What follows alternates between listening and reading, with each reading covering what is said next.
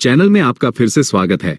अगर आपने कभी किसी स्मारक को देखकर सोचा है इसे कैसे बनाया गया होगा, या किसी प्राचीन कलाकृति को देखकर सोचा है तब जीवन कैसा था, तो आप बिल्कुल सही जगह पर हैं। आज हम समय रेखा और इतिहास के स्रोत पर नए NCERT कक्षा 6 के सामाजिक विज्ञान अध्याय में गहराई से उतर रहे हैं। ये सिर्फ तारीखों के बारे में नहीं है, ये हमारे अतीत को समझने का रोमांचक जासूसी काम है। हम ये जानेंगे कि हम अतीत के बारे में कैसे सीखते हैं, इतिहास में समय को कैसे मापा जाता है, शुरुआती इंसान कैसे रहते थे, और सबसे महत्वपूर्ण, वे कौन से प्रतिभाशाली दिमाग हैं जो इन सबको एक साथ जोड़ते हैं। चलिए शुरू करते हैं। इतिहास के जासूस, कल्पना कीजिए कि आप एक जासूस हैं और आपका मामला पूरा मानव अतीत है। आपके सुराग क्या हैं? इन्हें ही इतिहासकार इतिहास के स्रोत कहते हैं। लेकिन एक इतिहासकार विशेषज्ञों की एक टीम पर निर्भर करता है, जिनमें से हर एक के पास अपना अनूठा कौशल होता है। पुरातत्वविद, ये वे विशेषज्ञ हैं जो प्राचीन स्थलों की सावधानी पूर्वक खुदाई करते हैं, भौतिक अवशेषों को उजागर करते हैं और उन्हें संरक्षित करते हैं। उनका काम कच्चे भौतिक प्रमाण प्रदान करता है, जिनका उपयोग इतिहासकार दैनिक जीवन, प्रौद्योगिकी और संस्कृति को समझने के लिए करते हैं। वे ही हैं जो सचमुच अतीत की खुदाई करते हैं। जीवाश्म विज्ञानी, ये विशेषज्ञ जीवाश्मों का अध्ययन करते हैं, प्राचीन पौधों, जानवरों और यहाँ तक कि शुरुआती इंसानों के संरक्षित अवशेष। एक जीवाश्म खोपड़ी या हड्डी की जांच करके वे हमें प्राचीन प्रजातियों के आहार, स्वास्थ्य और विकास यात्रा के बारे में बता सकते हैं, जो प्रागैतिहासिक जीवन की एक तस्वीर पेश करता है। मानव विज्ञानी, जबकि इतिहासकार घटनाओं पर ध्यान केंद्रित करते हैं, मानव विज्ञानी मानव समाजों और संस्कृतियों का अध्ययन करते हैं। वे सामाजिक संरचनाओं, विश्वासों, रीति रिवाजों और दैनिक प्रथाओं को देखते हैं ताकि यह समझ सके कि मानव समूह समय की विशाल अवधियों में कैसे विकसित और बदले हैं। वे हमें अतीत में मानव व्यवहार के क्यों और कैसे को समझने में मदद करते हैं। समय का चक्र, तो हमारे पास ये सभी सुराग हैं, लेकिन इतिहासकार उन्हें कैसे एक क्रम में रखते हैं? हमें कैसे पता चलता है कि क्या कब हुआ? यहीं पर समय रेखाएं काम आती हैं। NCERT के अनुसार हम इतिहास में समय को मापने के लिए एक वैश्विक मानक का उपयोग करते हैं। ये प्रणाली एक विशिष्ट संदर्भ बिंदु के इर्द गिर्द केंद्रित है और इसमें दो प्राथमिक शब्दों का उपयोग होता है। BCE, बिफोर कॉमन एरा, इसका उपयोग उस केंद्रीय संदर्भ बिंदु से पहले के सभी वर्षों के लिए किया जाता है। इसमें वर्ष पीछे की ओर गिने जाते हैं, तो 500 BCE 400 BCE से पहले है। ये BC, बिफोर क्राइस्ट, के समान है। ये प्रणाली हमें उन घटनाओं को व्यवस्थित करने में मदद करती है जो हजारों साल पहले हुई थी। CE, कॉमन एरा, इसका उपयोग संदर्भ बिंदु के बाद के सभी वर्षों के लिए किया जाता है। वर्षों को आगे की ओर गिना जाता है, तो वर्ष 2025 2025 CE है। यह AD, एनो डोमिनी, के समान है। अधिकांश आधुनिक इतिहास इसी श्रेणी में आता है। और यहाँ आपके लिए एक बढ़िया तरकीब है। एक BCE तारीख और एक CE तारीख के बीच के वर्षों की संख्या की गणना करने के लिए आप बस दोनों वर्षों को एक साथ जोड़ते हैं और एक घटाते हैं, क्योंकि हमारे कैलेंडर प्रणाली में कोई शून्य वर्ष नहीं है। उदाहरण के लिए 560 BCE में हुई एक घटना और वर्ष 2025 CE के बीच का समय जानने के लिए आप गणना करेंगे 560 + 2025 - 1 = 2584 वर्ष। इतिहासकार लंबी अवधि के लिए अन्य इकाइयों का भी उपयोग करते हैं। दशक 10 वर्ष, शताब्दी 100 वर्ष और सहस्राब्दी 1000 वर्ष। अतीत के सुराग, आइए इतिहास के स्रोतों को और करीब से देखें। हम उन्हें दो मुख्य प्रकारों में विभाजित कर सकते हैं। भौतिक स्रोत, ये वे भौतिक अवशेष हैं जिन्हें पुरातत्वविद जमीन से खोदकर निकालते हैं। वे हमें एक सीधी खिड़की देते हैं कि लोग कैसे रहते थे। कलाकृतियां, ये मिट्टी के बर्तन, औजार, हथियार, खिलौने और आभूषण जैसी मानव निर्मित वस्तुएं हैं। वे हमें दैनिक जीवन, प्रौद्योगिकी और लोगों द्वारा महत्व दी जाने वाली चीजों के बारे में बहुत कुछ बताते हैं। स्मारक और भवन, विशाल किले, भव्य मंदिर, महल या यहाँ तक कि प्राचीन शहरों के खंडहर। वे स्थापत्य शैलियों, शहरी नियोजन और उस समय की शक्ति संरचनाओं के बारे में बहुत कुछ कहते हैं।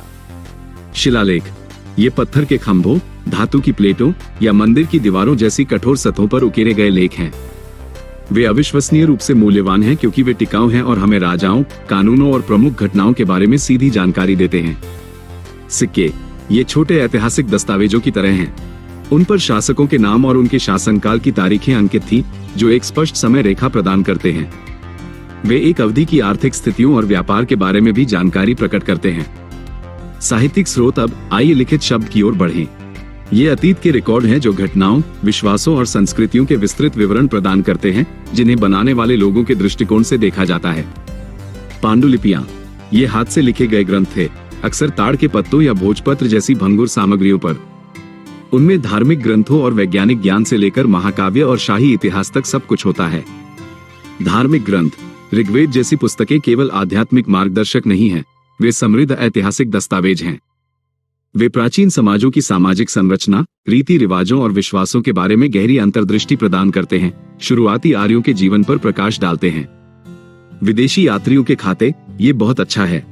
कल्पना कीजिए कि मेगास्थनीज या फाहियन जैसे किसी दूर देश से कोई व्यक्ति प्राचीन भारत आता है और वे जो कुछ भी देखते हैं, रीति रिवाज, राजा, परिदृश्य, सब कुछ लिख लेते हैं। ये समाज पर एक अनूठा बाहरी दृष्टिकोण प्रदान करते हैं जो आंतरिक रिकॉर्ड में गायब हो सकता है। मानवता का उदय अब एक बहुत ही शानदार कहानी। NCERT के अनुसार मानव इतिहास की शुरुआत केवल कुछ हजार साल पहले नहीं हुई थी, ये लाखों साल पहले से चली आ रही विकास की एक विशाल यात्रा है। ये हमारे सबसे शुरुआती पूर्वजों, शिकारी संग्राहकों और उन विभिन्न युगों की कहानी है जिनमें वे रहते थे। पुरापाषाण युग, पुराना पाषाण युग, ये सबसे लंबा और सबसे शुरुआती काल है जो लगभग 2 मिलियन साल पहले से लगभग 12,000 साल पहले तक फैला हुआ है। इस दौरान शुरुआती इंसान थे खानाबदोश शिकारी संग्राहक, हमेशा चलते रहते थे, जंगली जानवरों का शिकार करते थे, मछली पकड़ते थे और फल, मेवे, जड़ें और बीज इकट्ठा करते थे। औजार बनाने वाले, उन्होंने मांस काटने, खाल खुरचने और जड़ों को खोदने के लिए सरल फिर भी प्रभावी पत्थर के औजार बनाए। आग के साथ आविष्कार करने वाले, एक बड़ी सफलता आग की खोज और नियंत्रण थी। इसने गर्मी, प्रकाश, पका हुआ भोजन और जंगली जानवरों से सुरक्षा प्रदान की, एक सच्चा खेल बदलने वाला जिसने मानव जीवन को बदल दिया। शुरुआती कलाकार, हम भीमबेटका, मध्य प्रदेश में प्रसिद्ध लोगों की तरह गुफाओं और आश्रयों में रॉक पेंटिंग के रूप में उनकी अविश्वसनीय रचनात्मकता देखते हैं। मेसोलिथिक युग, मध्य पाषाण युग, ये काल लगभग 12,000 से 10,000 साल पहले तक दुनिया की जलवायु में एक महत्वपूर्ण बदलाव देखा जो गर्म हो गया। इससे पौधों और जानवरों की एक बड़ी विविधता हुई। प्रमुख विकास में शामिल थे माइक्रोलिथ्स। इंसानों ने माइक्रोलिथ्स नामक छोटे, तेज और अधिक कुशल पत्थर के औजार बनाना शुरू कर दिया। शुरुआती पालतू बनाना, जानवरों को और बाद में पौधों को पालतू बनाने की दिशा में पहले कदम इसी युग के दौरान शुरू हुए। नवपाषाण युग, नया पाषाण युग, लगभग 10,000 साल पहले शुरू हुआ। ये काल एक बसे हुए जीवन में एक स्मारक बदलाव से चिन्हित है। इसे अक्सर नवपाषाण क्रांति कहा जाता है। कृषि का जन्म, इंसानों ने गेहूं, जौ और चावल जैसी फसलें उगाना सीखा। इसने एक स्थिर, अनुमान लगाने योग्य भोजन की आपूर्ति प्रदान की, जिसका मतलब था कि उन्हें अब लगातार घूमने की जरूरत नहीं थी। स्थायी बस्तियां, भोजन की सुरक्षा के साथ लोगों ने लगातार घूमने के बजाय स्थायी घर बनाना और गांवों में रहना शुरू कर दिया। नई प्रौद्योगिकियां, पॉटरी व्हील के आविष्कार ने उन्हें अनाज और भोजन को संग्रहित करने के लिए बर्तन बनाने की अनुमति दी। उन्होंने अधिक उन्नत, पॉलिश किए गए पत्थर के औजार भी बनाए और इस युग के अंत में तांबे जैसी पहली धातुओं का उपयोग करना शुरू कर दिया। तो आप देखते हैं, हमारे अतीत को समझना एक स्मारक टीम प्रयास है। पुरातत्वविदों की दर्दनाक खुदाई से लेकर इतिहासकारों के विस्तृत विश्लेषण तक पहेली का हर टुकड़ा महत्वपूर्ण है। मानव इतिहास की कहानी एक चल रही खोज है जो मानव जिज्ञासा और समय के पार सहयोग का एक वसीयतनामा है। इतिहास के जासूसों या मानवता के उदय के बारे में आज आपने सबसे आश्चर्यजनक चीज क्या सीखी?